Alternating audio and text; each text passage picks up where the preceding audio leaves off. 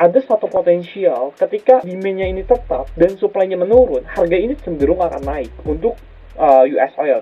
Dan benar saja naik, kalau misalnya kalian cek, US oil benar saja naik ya, di area sekitar 66, US oil tuh naik ya, ke angka sekitar 75 sampai 76, 15% dalam 3 hari. Kalau misalnya Selat Hormuz ini terus ditutup, ada beberapa negara yang membutuhkan US oil yang pastinya itu tergoncang gitu ekonominya gitu kan.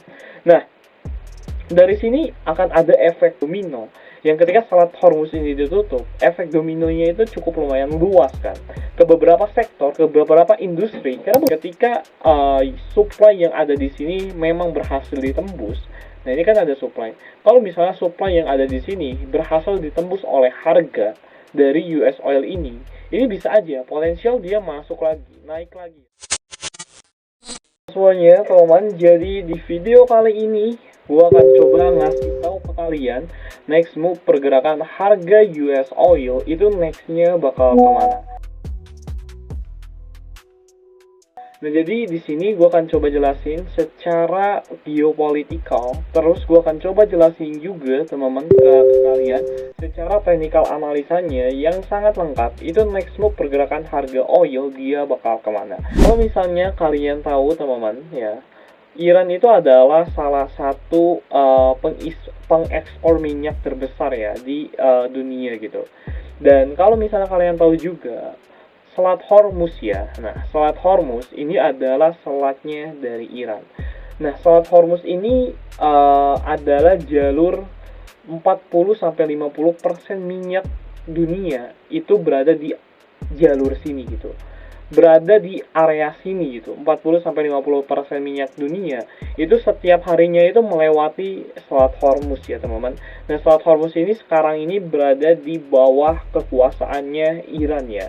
Nah, ketika Iran dan Israel, terutama dengan Amerika berperang, Iran kemarin itu benar-benar menutup Selat Hormuz ya. Jadi beritanya, Iran itu tutup Selat Hormuz setelah serangan Israel sama AS ya. Terus kemarin, jadi IRGC ini dari Republika ini tutup total Selat Hormuz. Jadi kapal yang nekat melintasi itu akan dibom, teman-teman.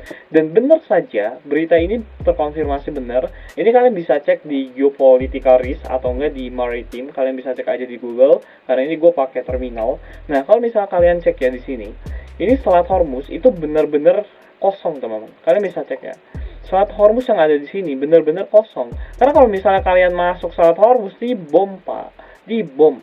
Nah, ketika 40-50% jalur minyak itu masuk dari Selat Hormuz, keluar masuk dari Selat Hormuz, dan ketika Selat Hormuz ini ditembok 30-40%-nya, pasokan minyak itu tertutup di sini, teman-teman. Nah, berarti ada satu potensial ketika demand-nya ini tetap dan supply-nya menurun, harga ini cenderung akan naik untuk US oil. Dan benar saja naik, kalau misalnya kalian cek, US oil benar saja naik ya, di area sekitar 66, US oil tuh naik ya, ke angka sekitar 75 sampai 76, 15% dalam 3 hari. Nah, berarti ada potensial, teman-teman, untuk US oil ini masih bisa mengalami kenaikan atas geopolitikal atau ketidakpastian geopolitikal saat ini. Dan kalau misalnya Selat Hormuz ini terus ditutup, ada beberapa negara yang membutuhkan US oil yang pastinya itu tergoncang gitu ekonominya gitu kan.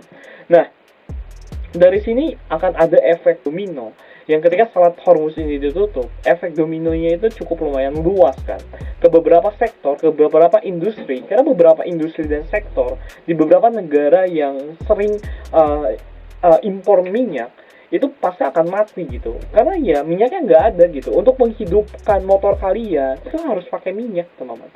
Nah, ketika minyaknya ini di close, berarti ada satu faktor domino yang akan berkepanjangan kalau misalnya ini bakal di close terus. Nah, harga US oil itu bakal speak up terus ke atas gitu. Tidak akan ada retrenchment menurut gua kalau misalnya peperangan ini terus terjadi. Nah, di sini gua akan coba jelasin ke kalian next move pergerakan harga oil secara technical analisanya itu bakal kemana. Oke, jadi di sini gue akan coba lihat dari monthly time frame-nya sendiri ya, karena kita bisa lihat pergerakan harga itu seperti apa itu di monthly time frame. Nah, teman-teman, kalau misalnya kalian cek ini, wah ini gila ya, ini kenapa ya bisa turun kayak gini ya? Oke, teman-teman, kalau misalnya kalian cek ya saat ini, harga oil ini sendiri itu berada di angka atau berada di area zone demand ya. Nah, ketika di area zone demand, oil ini kebetulan speak up ya. Nah, ini di monthly-nya. Nah, terus kita masuk ke time frame yang lebih kecil, mungkin di weekly-nya sendiri.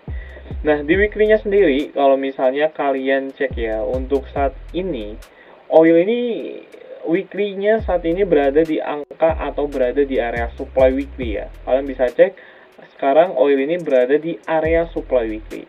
Nah, kalau misalnya kita cek ya terhadap technical analisanya, oil ini kebetulan berhasil breakout area trendline resistennya, teman-teman. Kalau misalnya kalian cek ya, trendline resisten dari US oil itu berhasil di breakout. Nah, berarti ini udah ada indikasi bahwa dalam segi technical analisanya US oil ini bullish gitu. Tapi ketika supply yang ada di sini memang berhasil ditembus. Nah, ini kan ada supply. Kalau misalnya supply yang ada di sini berhasil ditembus oleh harga dari US oil ini bisa aja potensial dia masuk lagi, naik lagi ya, teman-teman. Oil ini bisa aja naik lagi. Yang pertama, untuk the next target oil, kalau misalnya supply yang ada di sini ditembus, yang pertama ini bakal masuk ke angka sekitar 85 US dollar per satu barelnya. Terus dia bakal naik lagi kalau misalnya targetnya ke atas. Di weekly-nya ya, ini weekly-nya masih jauh ya, di angka sekitar 88 US dollar per barelnya. Dan harga sekarang itu di angka sekitar 73 US dollar per barelnya. Jadi akan ada kenaikan 23%-an lagi, teman-teman. Nah, kemarin Selat Hormuz itu kan sekitar 30-40% ya yang keluar masuk dari Selat Hormuz. Nah, dia naik ya 15%. Berarti akan ada sekitar 15% lagi kenaikan ya. Secara logiknya itu seperti itu kan. Tapi enggak sesimpel itu, teman-teman. Karena kalau misalnya kalian cek ya, saat ini US oil juga ini berada di angka atau berada di area supply yang bisa aja di mana harga ini tertahan di area sini. Dan ketika mungkin aja ekonomi membaik, harga ini bisa aja tertahan di area sini gitu kan.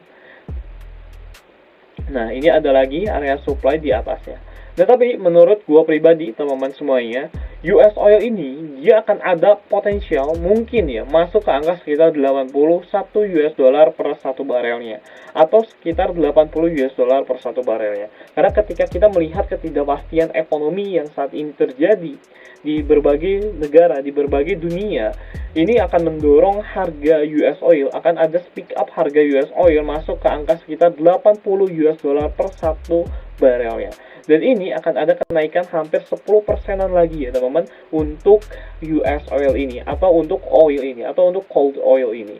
Nah, jadi menurut gua pribadi, ini siap-siap aja. Menurut gua untuk target next oil itu bakal ada speak up di angka sekitar 80 US dollar per satu koinnya. Nah, terus bang, kalau misalnya gue mau trade, entry-nya di mana, lain sebagainya, hopefully teman-teman kalau misalnya kalian mau trade, ini angka segini kan sekarang menjadi area demand ya. Ini menjadi area demand kalau misalnya kalian cek ya. Ini menjadi area demand. Ini low, high, ini rally. Terus dia membuat base, terus kemungkinan besar dia akan membuat rally lagi. Nah, kalian bisa tungguin untuk US oil di angka 70 ribuan. Di angka segini ya, 70, bukan 70 ribuan. Di angka 70-an. Nah, untuk targetnya US oil ini berada di angka sekitar 81 US dollar per barelnya. Dan gue akan coba lihat dalam segi Fibonacci. Kita akan coba cek Fibonacci-nya dia bakal kemana. Nah, untuk Fibonacci-nya ngepas banget ya teman-teman. Nah, berada di angka sini, angka sekitar 79 sampai 80. Nah, ini angka yang kalian bisa perhatikan untuk next target pergerakan harga oil itu bakal kemana. 79 sampai 80. Oke, ini untuk target next oil. Kalau misalnya kalian cek oil saat ini masih stay on bullish, teman-teman. Di sini ada berhasil break of structure, kemungkinan besar dia akan rally, mungkin dia akan tertahan dulu ya di angka 77, terus dia turun lagi, semoga aja bisa ada turun lagi ke 71, baru dia naik lagi sampai ke 79 dan juga 82. Menurut gua untuk kalian yang mau positioning entry ini berada di angka sekitar 70-an ya. Kalau misalnya kalian mau ngambil di arah sini ya, di area sekarang ya, harga sekarang kalian ngelong misalnya di harga sekarang, gua takutnya harga oil ini bakal, nah kalian kan wajib di area sini kan, SM-nya kan. Nah, jadi ini tuh kalian cuman dapat 1/5 gitu, RR-nya ya. Kalian cuma dapat 1/5. Tapi kalau misalnya balik lagi, kalau misalnya kalian ngambil di area bawah ini, kalian dapatnya 1/3,25 gitu. Jadi lebih worst-nya itu kalian nungguin aja di angka sini. Dan kalau misalnya kalian kekeh gitu berada di angka sini, ini potensial banget sih. Jadi RR-nya itu jelek gitu kalau misalnya ngambil di angka sini. Nah paling gitu aja teman-teman, gongsi facai untuk kalian yang merayakan Imlek pas kemarin. Gue lupa karena gue ngebuat video. Terus selamat berpuasa bagi teman-teman muslim, semoga dikuatkan puasanya. Paling gitu aja teman-teman untuk video kali ini kita tentang crude oil. Nanti next move-nya kita akan terus bahas perkembangannya seperti apa, geopolitikal yang ada di dunia ini kayak apa. Oke, thank you so much yang udah nonton and see you the next video.